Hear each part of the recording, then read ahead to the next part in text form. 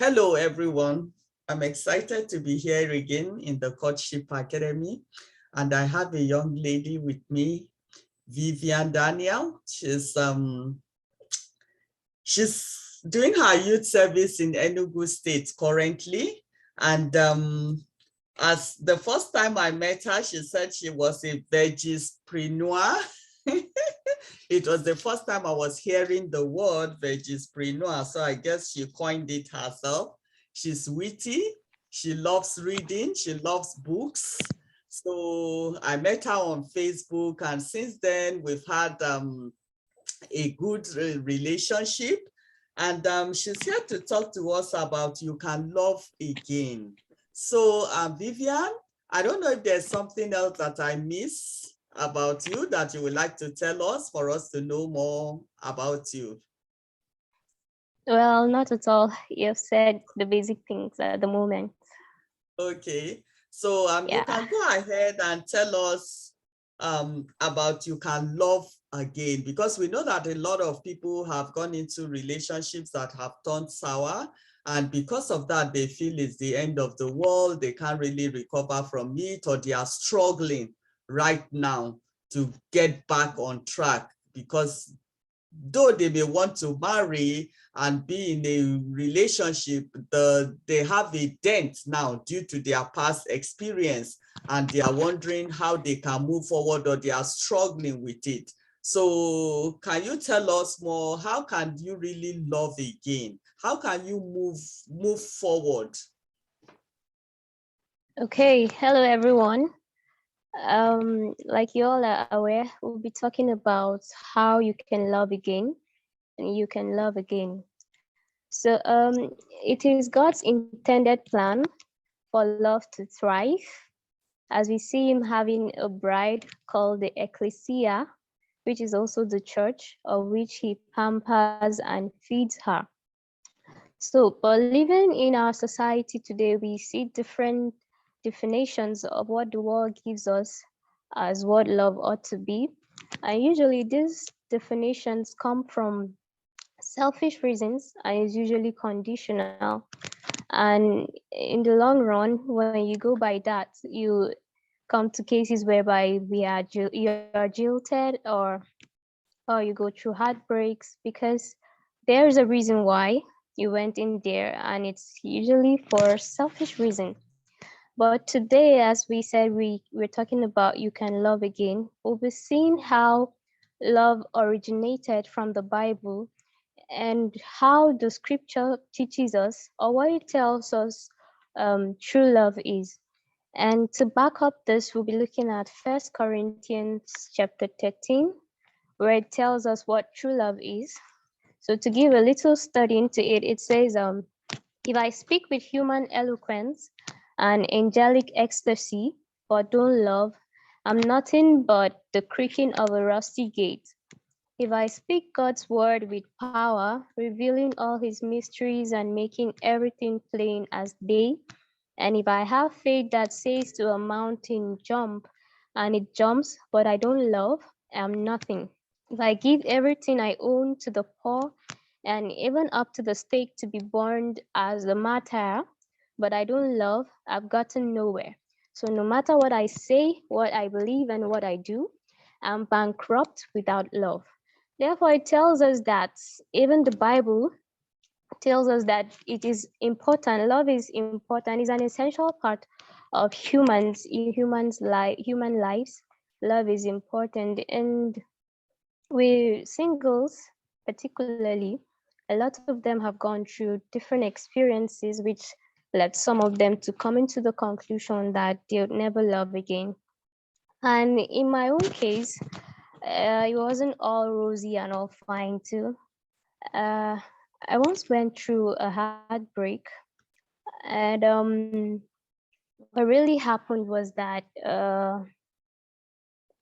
I think the relationship wasn't defined even from the first instance. And what led to the breakup is that he said I was too good for him, and he feels he can't measure up, and there's a better guy out there that is for me. And and that guy isn't him. Like when that happened, I was crushed. Like my spirit was crushed, and I was depressed. Like prior to that moment, whenever I read about people's breakup experiences and them saying they couldn't eat, or they get locked up in their houses for days, or all those gory experiences, I feel like they're over exaggerating it. Like I feel what's there that you're even saying you can't eat. I feel there's nothing that can make me not to eat and all of that. But when it eventually happened, like I'm not sure I've had something that made me cry as much as I did when it happened that time. And at that point I was in school, and it was my exam period. And so the breakup happened around that period, and I was to write exams a particular day. I had a paper, and I was in the exam hall. Now, what helped me, I think, prior to that moment was that I get to read ahead before exams. So when exams comes, I just try to refresh what I've read, and then so it sticks. So I was in the exam hall that day, and then I was trying to recall all that I read, and then nothing was coming. Instead, I was hearing voices in my head, like the whole experiences, um, how he said the words like "you're no longer what I want." Those were all the things coming in the exam hall. Like I felt I was running mad in the exam hall, and then but then I was grateful that when the results came out, I didn't carry over the course. So as a result of the breakup, I would have ended up carrying over a course, and that was close to I think that was close to my final year. So I would have had an extra year simply because of a breakup. And all those moments that I thought that people were exaggerating when they were talking about their experiences of not eating. So when it got to my point, my own turn, I felt, oh, it was this bad. And for someone to even have survived a breakup, it's that person is strong. So how I was able to move through that, I began talking with older people that had great marriages, that had the type of marriages I wanted and that I felt were exemplary. So I began talking with them. How did you grow to those points? Like, were there no points where you felt I no longer want this person? Like, you're so annoying. How can I constantly be seeing this particular person in my face like every day? Don't you get to a point where you're exhausted and all? But then talking with these people helped me realize that um, when you're coming into a relationship or in courtship or in marriage, you should come with an open mind. You should be open to possibilities and knowing that no one is perfect and everyone has his flaws or her flaws. So I think one thing again that made the breakup possible in my case was that first, like I said, it wasn't defined from the initial starting. Like I think I was doing because I'm not sure. I also knew what I wanted, so I didn't even know what love was at that point.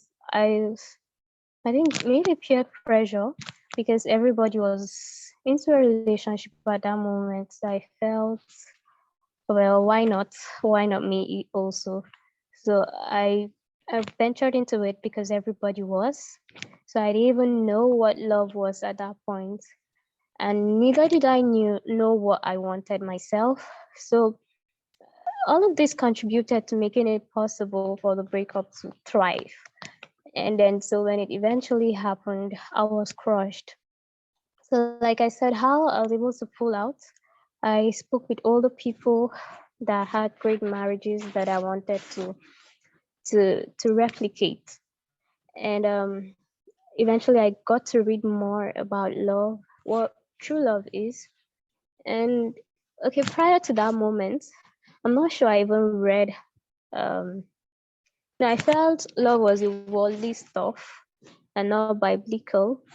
So I was surprised coming to see Songs of Solomon, kind of profession of love, and seeing Christ in the book of Ephesians talk about his love for his church and all, and then seeing First Corinthians 13 kind of love, like it broke the jinx. It made me realize that there's more to this thing that we get to take for granted, that we feel you just venture in because everybody's doing.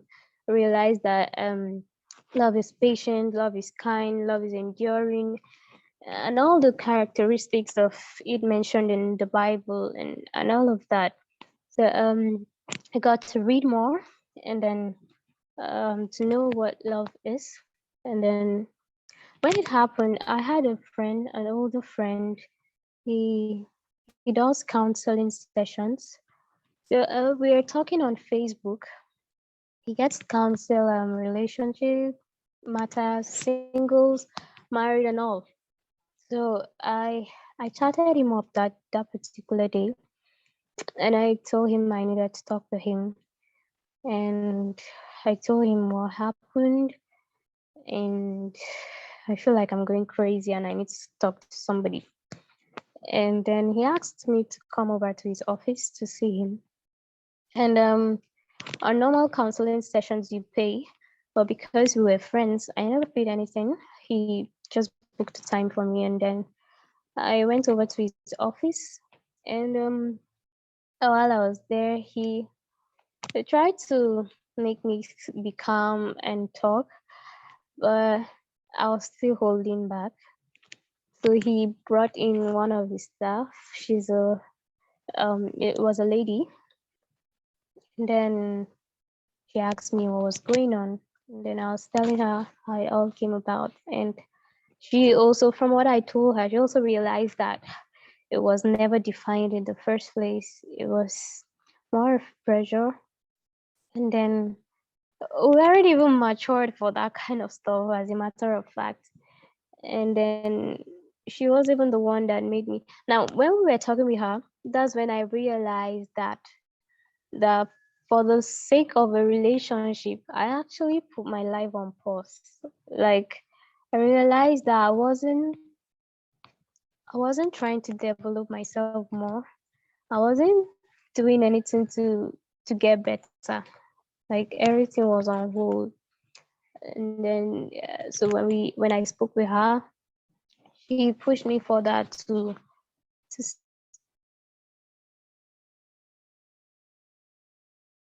see the benefits of getting better and improving yourself, and how much your life is not the end. And then made me realize that for everyone that turns you down, there's lots more orders that actually want you in their own life if one turns you down. So I spoke with her. Then eventually I stayed away from relationship because I I really wanted to understand what it is. And I think that was another reason again. I didn't really have an understanding of what a relationship is. Like growing up, you feel it's just a boyfriend girlfriend kind of stuff where you can brag to your friends that you have a relationship or you have a boyfriend or you have a girlfriend, and that's all. But taking a break helped me to realize that there was more to it. So eventually I got to meet a lot of people later. So when the breakup happened at that point, I can still remember one experience I had on Facebook. Um, this particular guy sent me a friend request, and then as soon as I accepted the friend request, he came inbox and no hi, nothing, nothing. He just came and typed, "I love you." Like that was about the same period where the breakup happened. As soon as I came online, and then I saw his message, like there was this instant anger that came up. Like why is he even telling me he loves me? Is he mad or something? And I didn't even reply. I blocked the guy. I unfriended him immediately. Now that happened because as soon as the breakup happened, like I never wanted hearing anything about love. Like I got so angry. I stopped listening to anything love music, reading anything love related. Like don't even tell me anything about love. Like it was that bad. I was so angry to the point that I never wanted anything about it. But then in the healing process, okay, that's one thing I'll say. I'm proud of myself that I allowed myself to heal. I didn't look for another human being to go into a relationship with to use that one to heal, because I feel um, once you are hot, especially in a relationship, you should try to heal first before you get into another one. If not, you get hot, and then second time, and you also hurt the other individual. So I took a break and then stayed away from a relationship. But while I took off that break, I that's when I realized that I could get better at a lot of things. Like I never knew that I was so good at some things when I started getting to know myself more. And then I improved a great deal. Now compared to before and now, like I could see a whole lot of differences to when it happened and now. So, well, basically, I'd say when you go through a breakup, that's not the end of your life. And in looking at courtship academy, I feel that's one sole reason why they are established to make singles to realize that um, there is a kind of love that is beautiful, and that this love is found in Christ, and that God desires that you have a fruitful relationship, that your relationship thrives, your courtship thrives, that everything beautiful comes through it as well. So eventually, I met Mrs. Crispin on Facebook, and I can still remember how it happened that day. I saw her comment on someone else's post, and it was the comment. I went straight and sent her a friend request, and as soon as she accepted, I liked her immediately, and that was where everything started. And then I've learned a lot from her, and realizing that um, there's no limit to what you can achieve if you set your mind to doing it. And then especially in the area of breakups for singles, where you feel like your life ends there once you go through a breakup. But then you can be doing other things, find things that brings delight to your heart, engage in hobbies, have family, have friends, like have other things that brings delight to your heart. Just don't pause your life simply because you're in a relationship and then everything stops and ends there. But you should know that you could actually do more. Like there's no limit to your exploits. There's a whole lot of possibilities out there. And then you should know, and then if you have gone through a breakup, you should know that the fact that just one person told you, I don't like you no more, I just go out of my life, that doesn't mean that you cannot find love again. I feel whenever I feel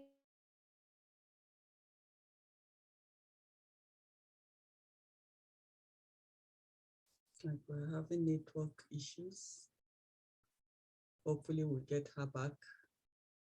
involved, tell them your problem, like this is really what's happening, and and how much you feel like this is the end of the world for you. And then yeah, find somehow talk to them, and then you could find solutions from that. But I strongly advise that you take a break so that you try and heal, and then try to understand yourself, know what you really want, especially in a relationship. Know the kind of man that you want, know the things that you can condone and things that you can't, and then know the limits, know the boundaries of you shouldn't go this way or this way. And then, like saying, talking about the way society defines love, looking at also the Bible.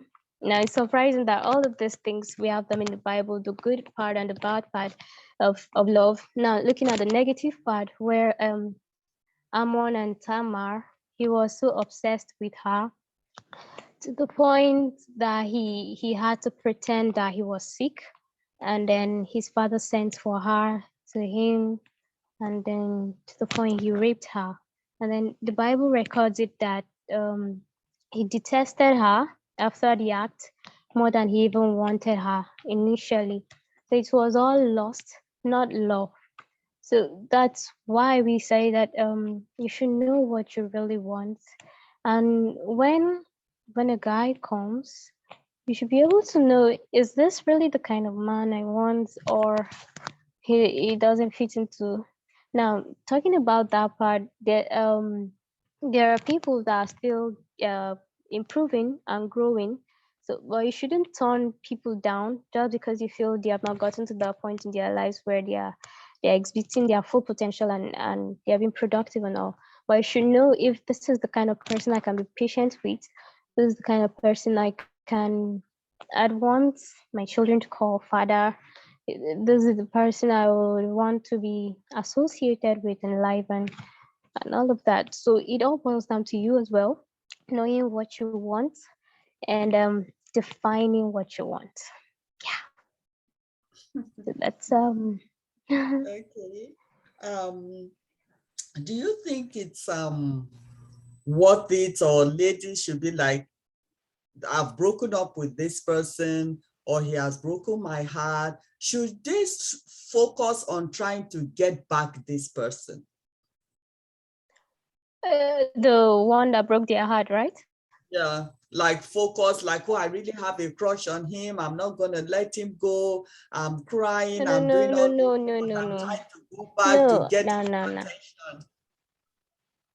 Somehow, less for me, I feel it brings you off, showing you off as cheap. Like you're supposed to be the one. The Bible says in Proverbs that he who finds a wife finds a good thing. So the man is meant to do the finding, not you going to do the finding of the man. So you going to keep chasing after him, telling him you must come love me, or you must come be my my heartbeat, or whatever you call it. I feel it brings you off as cheap. It shows that you don't really hold yourself in high esteem as how much God does of you. And in Matthew 10:31, it says that if God is mindful of the birds of the sparrow in the field, how much more of you? So God holds you in high esteem, even more than flowers, even more than sparrows, which is here today and gone tomorrow. So you, as much as God does that, it holds you in that high esteem, it is also only normal that you also hold yourself in high esteem. Okay. And as you said, which I fully agree on, most people, we don't know what love is. We're just looking at the society we grew up in, and what we see, we feel, oh, love is just about, oh, my heart a beating fast, and oh, I really Mm, like this person and all that. But of course, love is more than just feelings. It's more than that. And mm, with Tama and Amor, we find that the guy was all about sex. That's all he wanted and all that. So it wasn't true love, the love that you should be looking out for. And that is why we advocate in the academy that sex is never part of courtship. It's never part of dating and all that, because it affects the relationship, and it can lead to heartbreak. Because if the person is just about sex, after he gets what he wants, definitely he's going to moves on. yeah, he's going to Move move on. on. So that is why you need to Right. define the relationship, just as you said, place boundaries on it, which we're going to talk about as we go on in Courtship Academy. We have topics that deal with all these compartments, so you'll be able to learn more and know how to position yourself and to define the relationship. And you talked about reading, that you also read a lot of books after. Do you care to share with us, are there any books that you feel would be helpful for people to read? Okay. Yes, there are a few books I can recommend. I think Miles Monroe wrote Dating and Marriage, something like that. So that's one book I can recommend. And there's this book by is it Shanti Feldman? Uh, can I remember the title now? Um, the title isn't coming at the moment, but there is Love and Respect by E. Griggs. Yeah, Richard E. Griggs, I'm sure. And then um, there's this one in Gary Chapman, The Four Love Languages, and then he centers more on books about love. So Gary Chapman has a lot of books about that. So I totally recommend him as well. I read his books, and he's very nice. He knows what he's talking about, and he's had an enduring marriage. No, not an enduring, an enjoyable marriage. And so he's a good person to talk about what an ideal Christian marriage ought to be or what to look like. Okay. So why would you say, for people who go through heartbreaks and all that, why is it difficult for them to move on? Why is it difficult for them to feel that they cannot find love again? Well, I'd say like from my experience, I said uh, my life was on hold. Like everything was on hold while I was in the relationship. So in cases like this, when there's a breakup, it's hard for you to even move on because you don't even know where do I start from, since nothing was going on in the first place before because everything was on hold. So now that the supposed lover is no longer there, so how do I move on? So it's usually very difficult because now, let's say in the season of the relationship when everything was rosy, you spoke with this person more than you spoke with other people. Like you could stay all night chatting or even talking with this person, and so when suddenly all of this regular communication is cut off, all the giftings, all the outings, like it's very difficult for them to move on, even when someone comes with genuine intentions now that is even different from that one, it's very hard for them to move on. Hmm. Okay, it's like network issues again. It's very hard for them to accept because and if everybody's the same, that means, yeah, I think that's one reason why it's very hard for them to move on. Okay. So you talked about I love the part you talked about focus on yourself, like to kind of know yourself and invest, add value to your life and all that is really important, because I know the other day when I was studying, I've written a post on that. That is Rebecca, and I think she went about her normal business, and it was while doing her normal business that Isaac's Abraham's servant found her to be a My suitable wife for Isaac.